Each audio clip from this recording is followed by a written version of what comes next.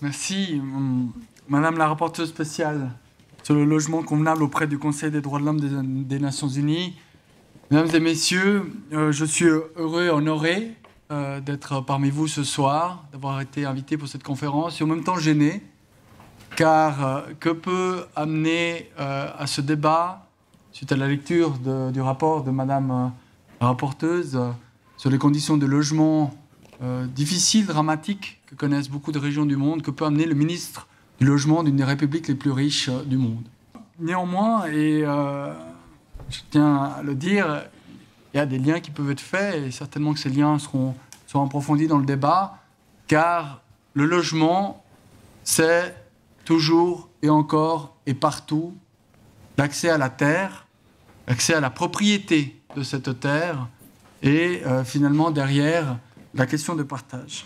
Le logement est un thème d'actualité fort dans notre pays, et plus particulièrement à Genève, où la pénurie en matière de logement, d'appartements est très importante. Parce que des logements, si vous avez 5 000, 6 000 francs ou 7 000 francs à mettre pour un 4 pièces, vous pouvez en trouver un la semaine prochaine. La notion du prix est fondamentale, parce que si l'on revient à la notion légale, on a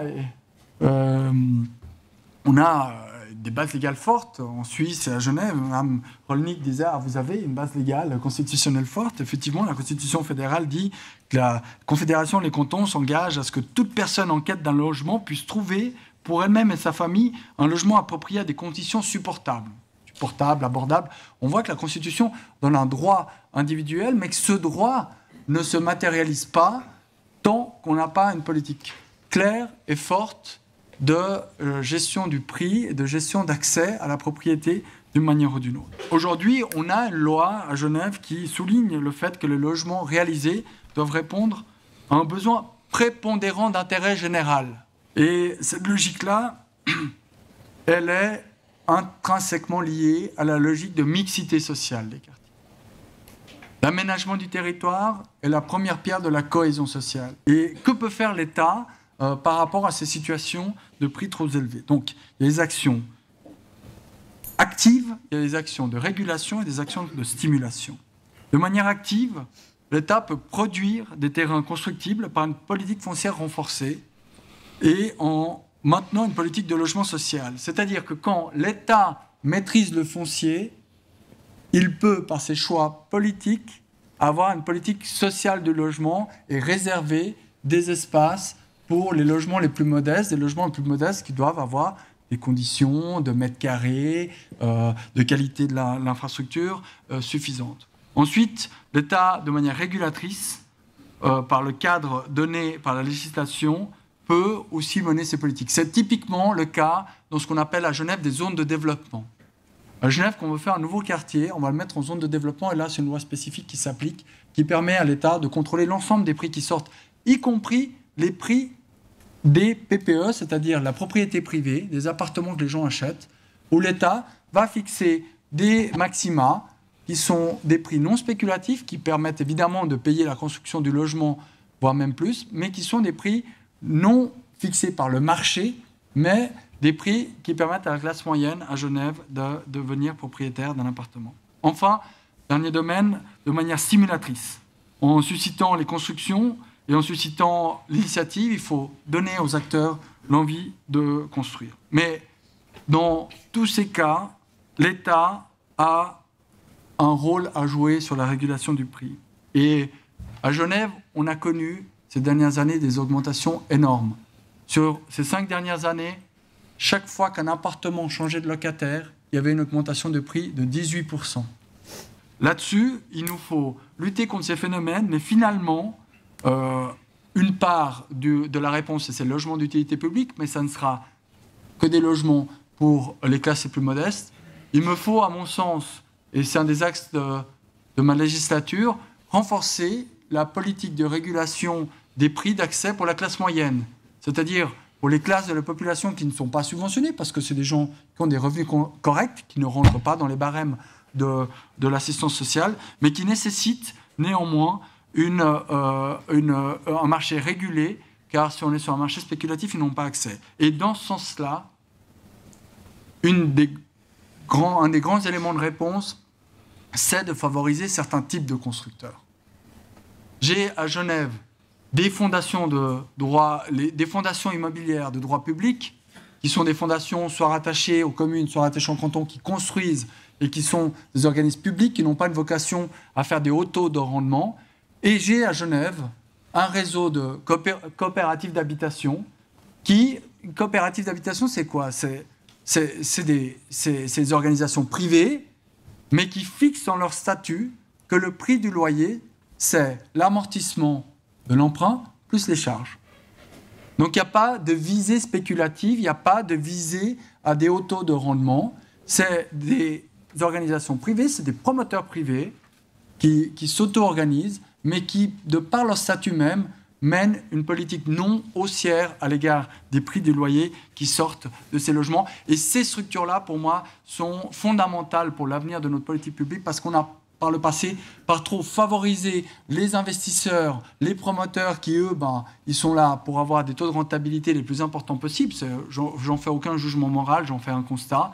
Mais la conséquence, c'est qu'aujourd'hui, je vous l'ai dit tout à l'heure, les prix du loyer explosent. Donc, il m'importe aujourd'hui, et je le dirai en conclusion, de travailler avec ces acteurs qui ont cette conscience que le logement est un bien fondamental. Et c'est dans ce sens que la question du logement est centrale dans la vie de chacun et que cette thématique fait largement partie, à mon sens, des questions des droits de l'homme. Je vous remercie.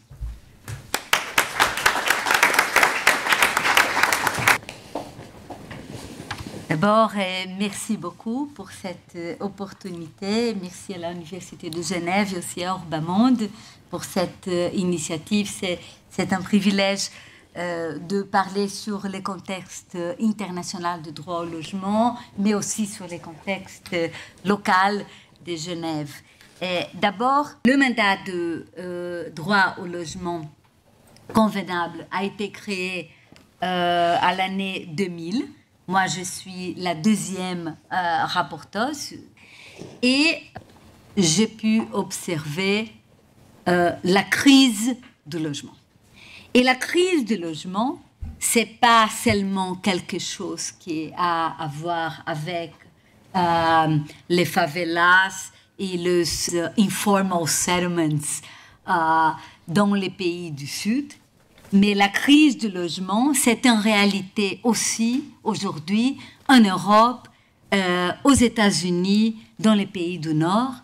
Et on a observé très clairement qu'un processus très clair qu'on appelle la financiarisation du logement, ça veut dire la conversion du logement qui, dans le passé, était vécu et était abordé par les États comme un droit social, comme un domaine social, et de plus en plus est devenu une marchandise dans les marchés privés et une partie très importante du circuit financier. Toutes les politiques de protection des logements, je pourrais dire, elles sont aujourd'hui beaucoup plus faibles. La crise des logements, ce n'est pas une crise de manque d'appartements, ils sont là, mais on ne peut pas payer, on ne peut pas accéder. C'est une crise d'accès, et c'est une crise d'accès pour les pauvres et dans tous les processus de financiarisation de l'immobilier, c'est très très important, l'immobilier comme une partie fondamentale du circuit financier. Maintenant, de plus en plus, les gens communs, les pauvres, ils doivent concurrencer avec les grands investisseurs internationaux pour pouvoir accéder au logement. Devinez qui va gagner la concurrence. Si la seule valeur, c'est la valeur économique. Et avec ces changements, le changement vers la financiarisation a été aussi un changement très important de paradigme en termes de politique de logement, mais aussi de modèle de logement. Dans beaucoup de pays, la propriété privée, individuelle, c'est devenu la seule politique, la seule solution. Et pourquoi la propriété individuelle? parce que le langage du marché, du financier, c'est le langage de la propriété individuelle. C'est quelque chose que peut être acheté, vendu et tout ça. Mais le langage de droits de l'homme, c'est pas exactement seulement ça. La notion de droit au logement inclut, c'est pas la maison, l'appartement, la structure physique, c'est une sorte de portail, de porte d'entrée pour avoir accès à d'autres droits. J'ai décidé de travailler comme dernier rapport thématique sur la sécurité d'occupation. Et pourquoi la sécurité d'occupation? Pourquoi cet thème?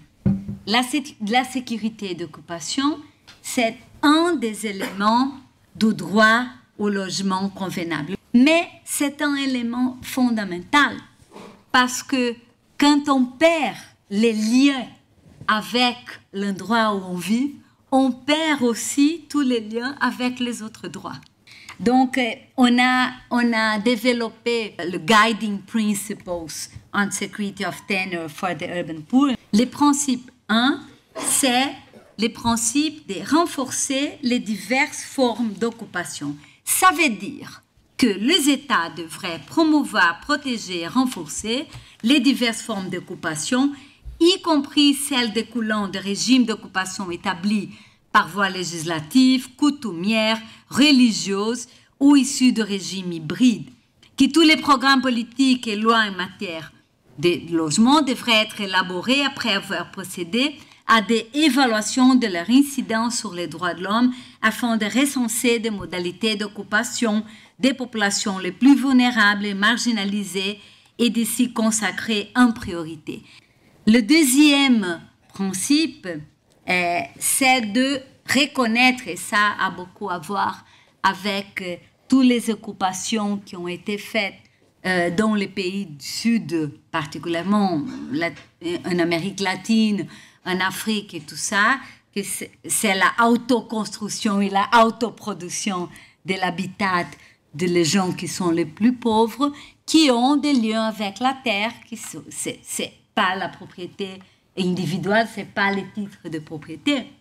Et l'idée, c'est l'idée de reconnaître clairement les occupations qui pourraient être établies définitivement et l'urbaniser et le mettre d'infrastructures et de les reconnaître légalement, y inclut légalement, mais aussi de dire clairement ce qui ne peut pas rester, quelle est l'alternative. Et ici, dans les principes et dans les rapports, on donne beaucoup d'exemples de comment faire ça, dans quel instrument faire ça.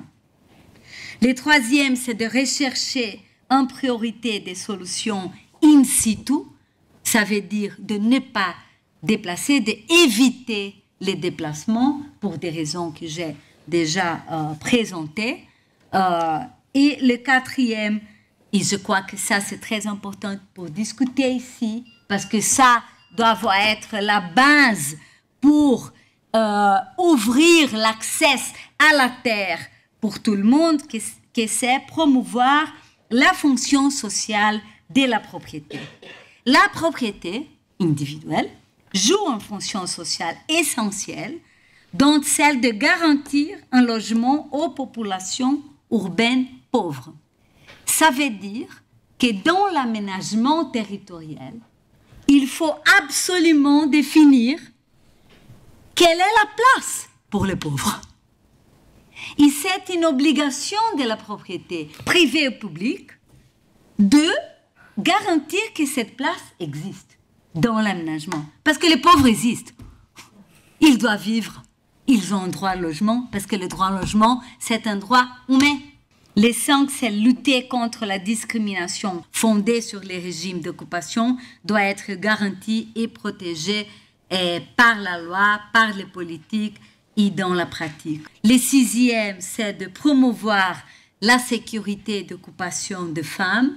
L'égalité des sexes, aussi bien en droit que dans les faits, est essentielle à la jouissance du droit au logement convenable. Et le septième, que ce n'est pas seulement les États qui doivent respecter la sécurité d'occupation, c'est aussi les activités commerciales qui ont un impact sur le régime d'occupation, doit être aussi respecter ce régime d'occupation et être responsable pour ça. Aussi que la coopération internationale pour le développement qui doit promouvoir aussi ces principes et renforcer la sécurité d'occupation.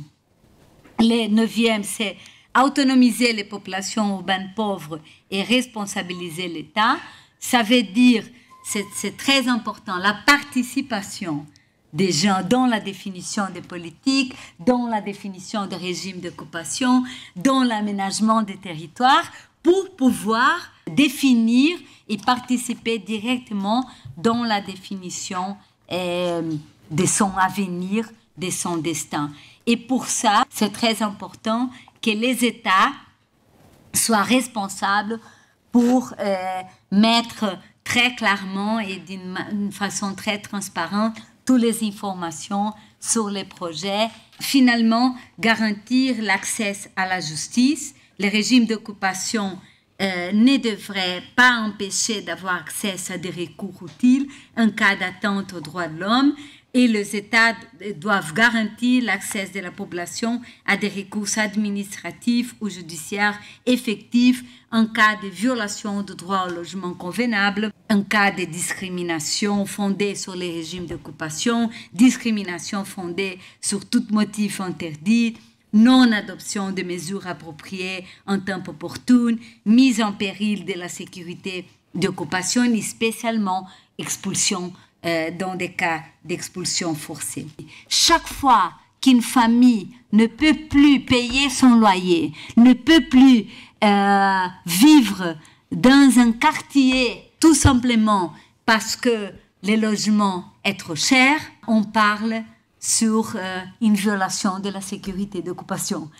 N'importe quel genre, n'importe quel sexe, n'importe quelle orientation sexuelle, n'importe quelle religion, mais n'importe quel revenu, tout le monde a le droit d'être et de profiter les biens qu'ils ont dans la ville. Et merci beaucoup pour votre attention.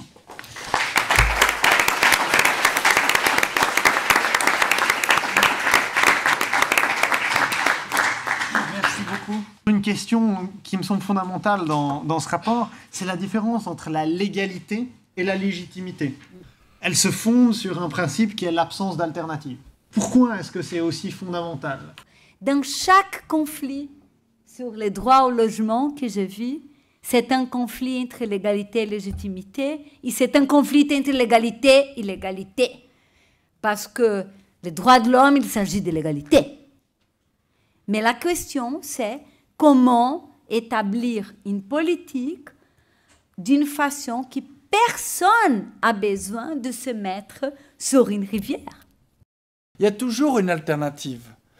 Là, vous ne trouvez pas à Genève, vous pouvez aller en France. L'alternative, pour moi, elle n'est pas non plus suffisante parce qu'elle évacue la notion collective de l'habitat, pas la notion juste individuelle en tant que droit de personne d'avoir un toit et une sécurité matérielle. Sans quoi, on assiste à ces processus de gentrification que l'on connaît bien en Europe. On voit très bien dans les quartiers de Londres, ou même Paris. Mais c'est pour ça qu'à mon sens, au-delà, et là, on doit différencier quand même l'urgence des populations vraiment qui n'ont aucune alternative réelle. Et là, je parle en droits de l'homme fondamentaux. Et les questions plus dans nos sociétés qui posent un autre problème qui est celui de la dimension collective de l'habitat et d'avoir aussi une vision de société qui est pas juste celle de la protection de l'individu, mais qui est celle de la cohésion sociale.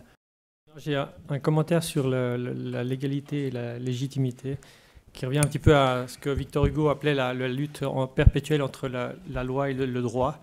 Dans ce cas-là, les lois sont la réalité, elles sont souvent imparfaites.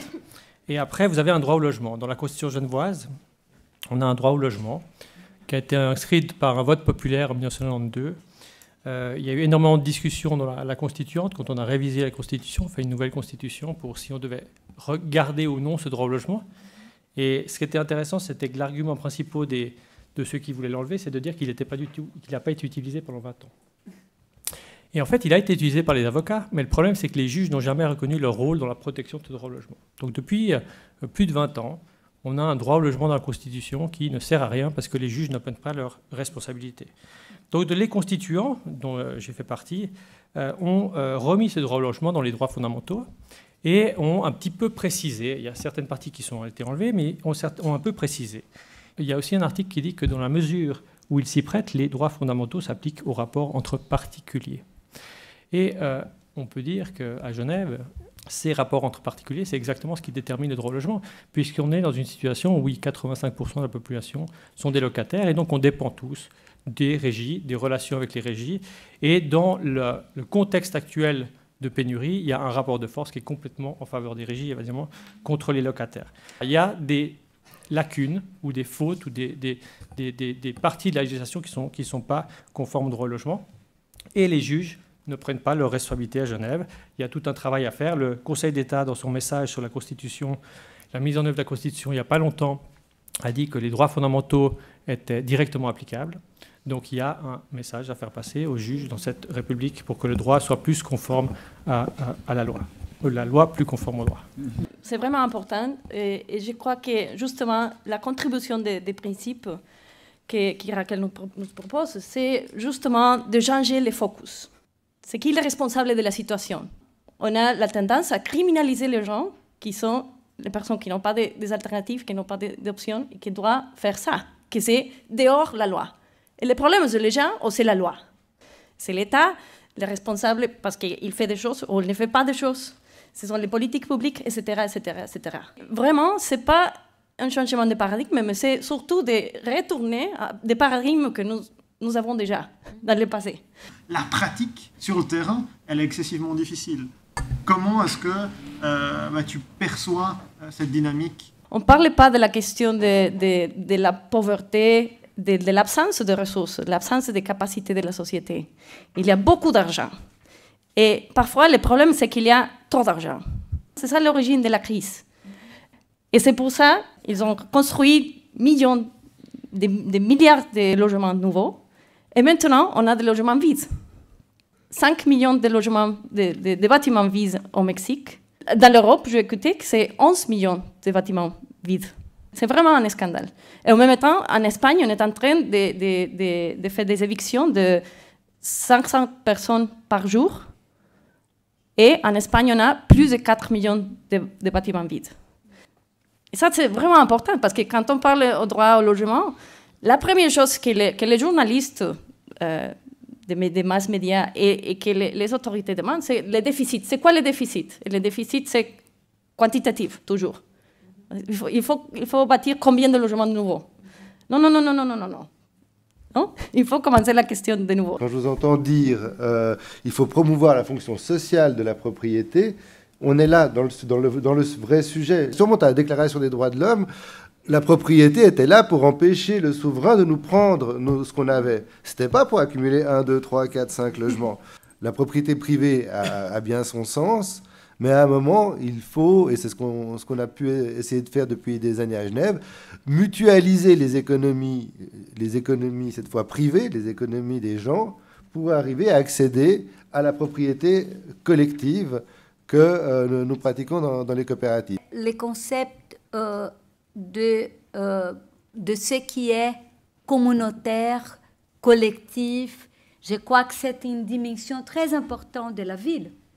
Mais il faut aussi être clair que les logements sociaux, c'est aussi une partie de ces fonctions communes, que le territoire commun doit donner soutien pour ça. La deuxième chose, c'est que la propriété collective, coopérative, elle est vraiment une façon de mobiliser des ressources communes, oui, mais aussi elle peut offrir un degré élevé de sécurité et de garantie contre la spéculation ou l'achat de biens par les prédateurs immobiliers plus aisés, en conférant la collectivité des pouvoirs décisionnels, y compris celui de vendre. Donc, pour les plus pauvres, les plus vulnérables, une propriété coopérative, c'est plus sécure. Et on a pu voir ça en pratique dans des expériences de coopératives dans des différents pays, y compris Suède, Uruguay, mais aussi les Community Land Trusts en États-Unis et en Angleterre en ce moment. Je crois que c'est très important comme avenir. Donc, j'aimerais aussi aborder la question sud et ce 1 milliard de squatteurs à travers le monde, peut-être en donnant la parole à David Cornu. Je suis très content d'avoir lu ce document de la rapporteure spéciale. Donc, on vous a suivi hier à l'ONU et puis aujourd'hui. Donc, moi, ce qui m'a frappé, et c'est pourquoi Amnesty travaille sur les droits économiques, sociaux et culturels, c'est, quand vous avez évoqué l'indivisibilité des droits, comme quoi un logement, c'est une ouverture pour d'autres droits.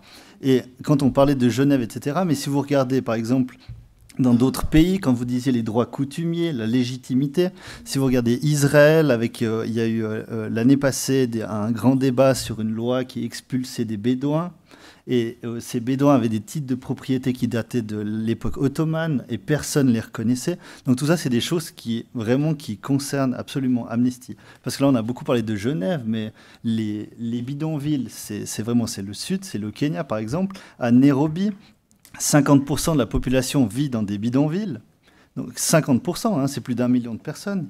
Donc ce ne sont pas des squatteurs qui simplement s'installent là, ce sont des gens qui ont établi des business, donc ils ont fait du commerce, c'est des gens qui payent des impôts, qui ont une vraie société. Et ces gens-là, ils vivent dans la société, mais quand la ville qui leur laisse, donc qui ne touche pas au terrain sur lesquels ils sont installés, nous on a participé à une campagne où les gens étaient installés là depuis 1964, donc ils se sont fait expulser en 2013. Et l'État, dans tout le budget de l'urbanisme, dans toute la planification, ils en sont complètement exclus. Et quand nous, on a fait un rapport là-dessus, on a cité quelqu'un qui disait « nous sommes des déchets, we are like rubbish ».